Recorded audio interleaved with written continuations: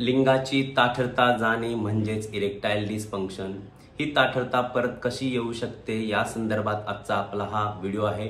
Video अत्यंत माहितीपूर्ण आहे, त्यामुळे व्हिडिओ शेवटपर्यंत नक्की पाहावा। व्हिडिओ आवडला तर लाईक आणि चॅनलला सबस्क्राईब कराच, परंतु हा व्हिडिओ जास्तीत जास्त शेअर करायला मात्र बिलकुल विसरू नका। नमस्कार, मी डॉक्टर विनायक शिंदे आणि आपण पाहत आहात doctor Vinayak Shinde official YouTube channel. तर सुरू करूयात आजचा आपला हा व्हिडिओ।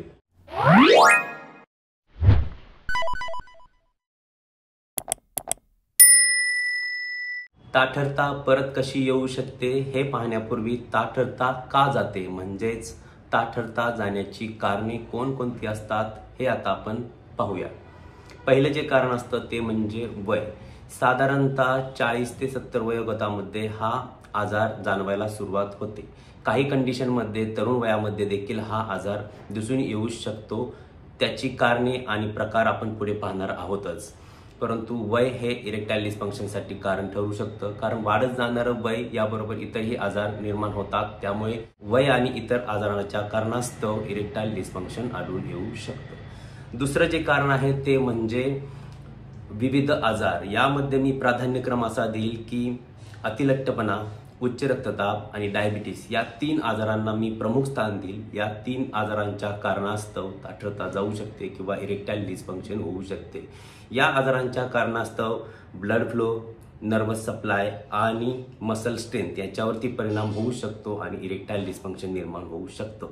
या आजाराव्यतिरिक्त शरीराचे इतर दीर्घकालीन आजार असतात, त्या आजारांचा परिणाम होऊन देखील इरेक्टाईल डिस्फंक्शन आढळून येण्याची शक्यता नाकारता येत नाही। त्यानंतर तिसरं जे कारण असतं ते म्हणजे सायकोलॉजिकल। आत्ताच मी वयाचा उल्लेख केला, परंतु तरुण मुलांमध्ये साधारणतः स्ट्रेस, एन्झायटी, डिप्रेशन इत्यादी कारणास्तव, या सायकोलॉजिक कारणास्तव किंवा मानसिक कारणास्तव इरेक्टाईल डिस्फंक्शन आढळून येऊ शकतं। त्यामुळे 40 ते 70 वयोगट हे जरी कारण असलं तरी देखील कमी वयात देखील, तरुण वयात देखील इरेक्टाईल डिस्फंक्शन आढळून येऊ शकतं। याचबरोबर अशा मुलांना परफॉर्मन्स एन्झायटी म्हणजेच शारीरिक संबंध करण्यापूर्वी एन्झायटी येणं, टेन्शन येणं अशा प्रकारची सुद्धा लक्षणं दिसून येऊ शकतात। ही सुद्धा सायकोलॉजिकल कारणे असतात। या मुलांना किंवा तरुण मुलांमध्ये व्यसनाचं प्रमाण अधिक असतं, त्यामुळे व्यसन हे सुद्धा कारण इरेक्टाईल डिस्फंक्शनसाठी कारणीभूत मानलं जाऊ शकतं। यामध्ये स्मोकिंग हे प्रथम स्थानावरती येईल, यानंतर अल्कोहोल व इतर आजार देखील इरेक्टाईल डिस्फंक्शनसाठी कारणीभूत असू शकतात। याचबरोबर विविध दीर्घकालीन आजार आणि त्याची मेडिसिन्स म्हणजे औषधोपचार दीर्घकाळापासून आपण जर सेवन करत असाल तर त्या दीर्घकाळापासून सेवन करत असणाऱ्या औषधांचा परिणाम म्हणून देखील इरेक्टाईल डिस्फंक्शन आढळून येऊ शकतं। शरीरात काही घटक कमी असतील, उदाहरणार्थ व्हिटॅमिन डी किंवा काही व्हिटॅमिन्स यांच्या कमतरतेमुळे सुद्धा इरेक्टाईल डिस्फंक्शन आढळून येऊ शकतं। पुढचं जे कारण आहे ते म्हणजे हॉर्मोनल। हॉर्मोनलमध्ये टेस्टोस्टेरॉन हा पुरुषाचा सर्वात महत्त्वाचा हॉर्मोन आहे। टेस्टोस्टेरॉनवर तुमची सेक्सची इच्छा, त्यानंतर रिप्रोडक्शन कार्य अवलंबून असतं।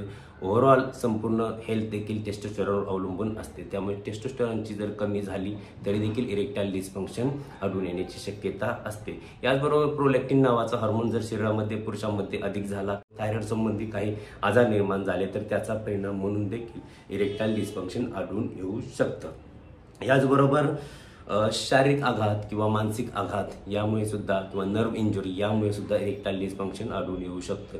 याचबरोबर पुरुषांमध्ये प्रोस्टेट नावाची एक ग्रंथी असते, ती ग्रंथी जर वाढायला सुरुवात झाली, एनलार्ज प्रोस्टेटमुळे सुद्धा इरेक्टाईल डिस्फंक्शन आढळून येऊ शकतो।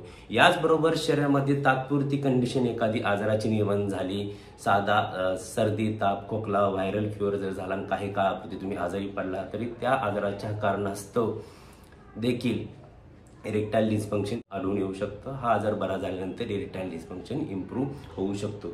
अशा प्रकारे इरेक्टाईल डिस्फंक्शनसाठी अशी आत्ता मी जी सांगितली कारणांची भली मोठी लिस्ट आहे, त्या कारणास्तव इरेक्टाईल डिस्फंक्शन हे आढळून येऊ शकतं, म्हणजेच ताठरता जाऊ शकते किंवा ताठरता जाण्याची कारणे आता आपण ही पाहिली।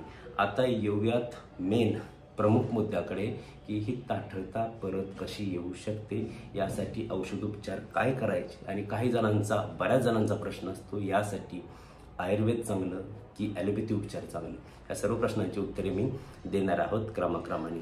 सर्वप्रथम मला जे काय वाटतंय माझ्या वैयक्तिक मतानुसार मी तुम्हाला सर्वप्रथम सांगू शकतो की इरेक्टाईल डिस्फंक्शनची ट्रीटमेंट सुरू करण्यापूर्वी जर तुम्हाला इरेक्टाईल डिस्फंक्शन आला असेल तर सर्वप्रथम कारणमीमांसा महत्त्वाची आहे की कोणती कारणं जबाबदार आहेत.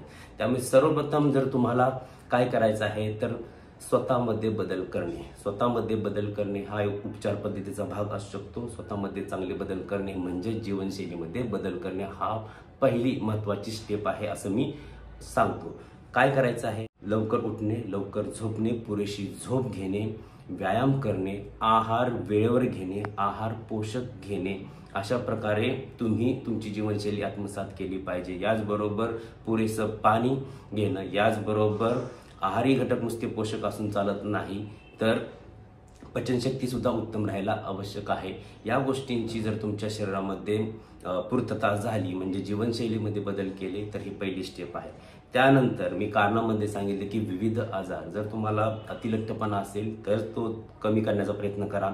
डायबिटीस असेल, उच्च रक्तदाब असेल, यासारख्या आजारावरती योग्य त्यावेळी तज्ज्ञ डॉक्टरांच्या सल्ल्याने ट्रीटमेंट घ्या. पहिली गोष्ट जीवनशैलीमध्ये बदल करा. दुसरी गोष्ट विविध आजारांसाठी योग्य ती ट्रीटमेंट चालू करा. तिसरी गोष्ट, जर तुमच्या शरीरामध्ये काही विटॅमिन्स कमी असतील, विटॅमिन्स, मिनरल्स, घटक द्रव्ये काही कमी असतील तर त्याची पूर्तता सप्लिमेंटच्या स्वरूपात तुम्ही बाहेरून घेऊ शकता. तज्ज्ञ डॉक्टरांच्या मार्गदर्शनाखाली एखादं विटॅमिन तुम्ही घेऊ शकता.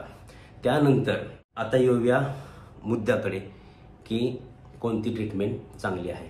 ॲलोपॅथी असेल किंवा आयुर्वेद असेल, दोन्हीही शास्त्रच आहे म्हणजे दोन्हीही सायन्स आहे. ट्रीटमेंट कोणती घेताय यापेक्षा तुम्ही ट्रीटमेंट कोणाकडून घेताय, तज्ज्ञ डॉक्टरांकडून घेताय का, हे खूप महत्त्वाचं आहे. तज्ज्ञ डॉक्टरांच्या सल्ल्याने तुम्ही आयुर्वेद आणि ॲलोपॅथी या दोन्ही ट्रीटमेंटचा उपयोग करू शकता.